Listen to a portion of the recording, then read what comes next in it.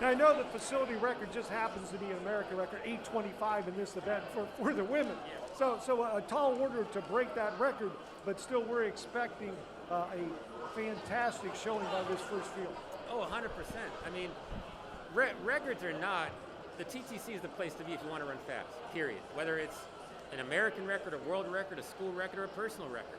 I mean, we do everything that we can to provide a great service, a great experience, and a great situation for anyone that wants to come here and compete. And it looks like in scanning the starting line, we just have one runner is not going to answer the call. We have 14 on the line of a field of 15. And again, many of the top finishers in the women's national final in cross country over 6 kilometers, cutting the distance in half. They're up on the line. Katelyn McCabe from West Virginia, I saw her run an incredible race down in the Live in Lou Classic in Louisville. She's back here. She's got a sub 9-minute time next to her name. You have Katelyn Tuohy from NC State, Lori Hennis, bringing many of her top performers here today. I mean, again, it just makes sense. It's within 10 to 14 days after the cross-country season. And with the 3K, it's that much more reachable for the women because you're only coming down from 6K to 3K. On the men's side, we're going to have a strong race, but you're not going to see as many competitors at that level in the 3K because that's a little bit of a jump going from 10K down to 3K. Now the 5K, that's where you're going to see some special fireworks. And that being said, when I came back here, we knew that this was a great place to run fast. We knew that we provided a great service, but I didn't come back here and our staff didn't come back here just to be great hosts. We want to crash the party too. And we're taking small steps in that direction. For the first time in our program's history, we actually have a competitor in the 5K field, and that's Matthew Mason. He's a true sophomore with freshman eligibility out of Canada, and he's actually going for the Canadian junior record in the men's 5K. And that record is 14:09.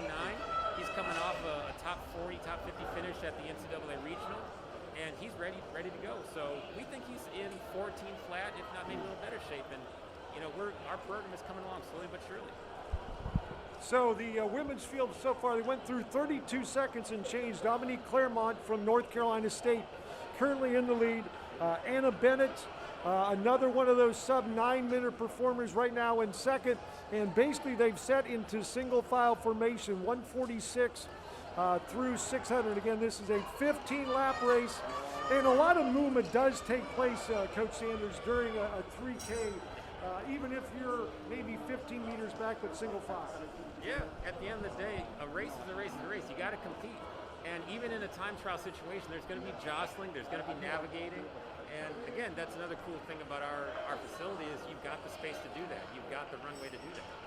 Now, I know this is only December 4th, but there are a lot of these performers that they may go out there because of the after effects of a cross-country season and get a time that they're going to be able to go out and just train again for the next 3 or 4 weeks. And that's a huge advantage of the timing of the early December meets and the end of the cross-country season. You know, and if I remember correctly, one of the first people to do it years ago was a young man who was at Liberty. Well, his name, I forget his name. But he came here around, I think, 1337 years ago. And it was all of a sudden, it was almost a light bulb moment for the rest of the track team. Like, wait a minute, I'm pretty fit. A 5K is pretty accessible. I might need 1 or 2 sessions in the next 10 to 14 days. I can run a pretty fast 10K or 5K. And hey, I can shut her down, circle the wagons, go back, train hard, be ready in about 2.5 months, 8 to 10 weeks, and I'll be good to go for the national. I mean, it just makes sense. Sub 3 minutes for the first 1,000 meters. Again, Dominique Claremont still in front as Anna Bennett right off her shoulder. Then Katelyn Tuohy is also there.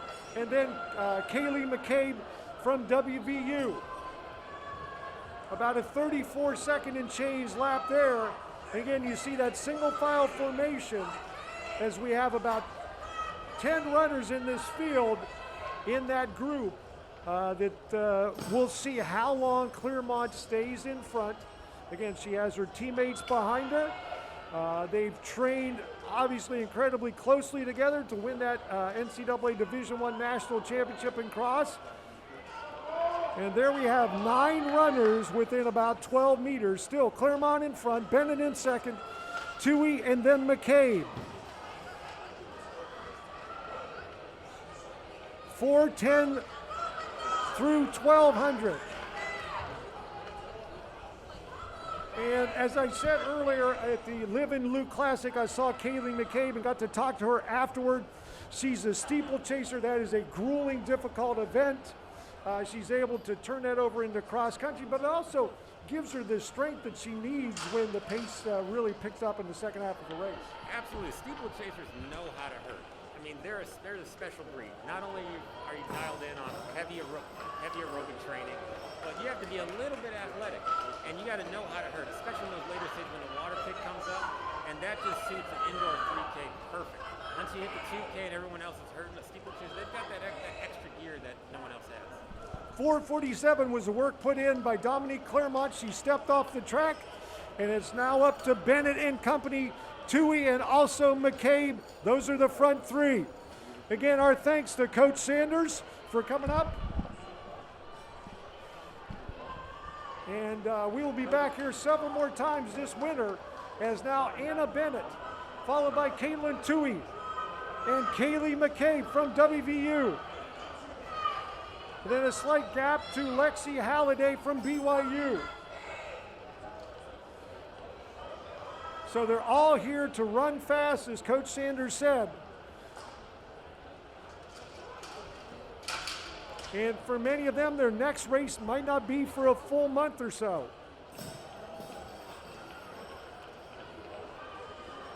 Bennett, Tuohy, McCabe. Just under 6 minutes through 2K.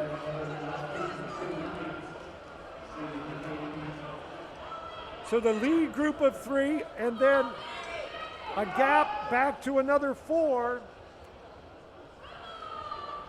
That led once again by Lexi Halliday.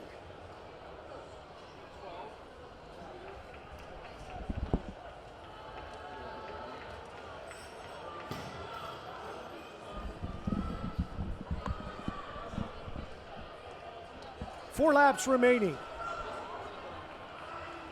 It is Anna Bennett, Katelyn Tuohy, and looking very comfortable right now, Ceili McCabe.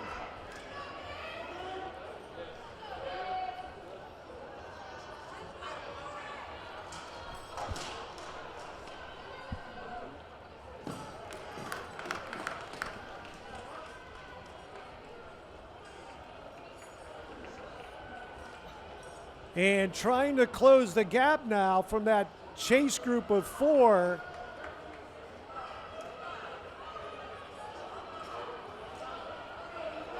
Is Amy Cashin, a former WVU athlete, now trying to catch up to the top star for the Mountaineers right now, Ceili McCabe.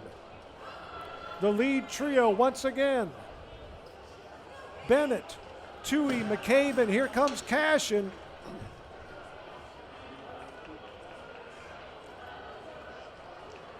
Then about 15 meters back to 5th.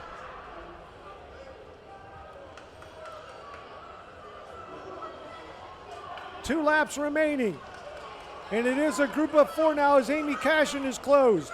Samantha Bush from NC State is also moving up toward the front. And there goes Katelyn Tuohy, and McCabe goes with her. They're headed toward the bell. Trio just strides apart with Cashin back and forth. Katelyn Tuohy, NC State. Ceili McCabe, West Virginia, 1 to go at 8:20. They will be well under 9 minutes. Here comes Cashin, the long strider, catching up. Will she move from 4th all the way up to close to the lead? There she comes. There goes Bennett. Cashin right behind her. Bennett led much of this race, and she puts herself back in front with Cashin right behind her. Here comes McCabe. Tuohy is faltering. They're dealing with back markers. Here's comes McCabe.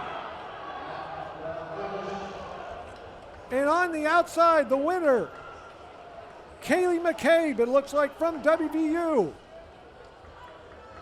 Too close to call. There's Cashin and Bennett, the top trio. They were dealing with back markers in that final straightaway, and the win does go to McCabe, 8:52.52. Bennett, 8:52.53, and Cashin not far behind. 8:53.07. What a race, what a final lap plus for the top trio.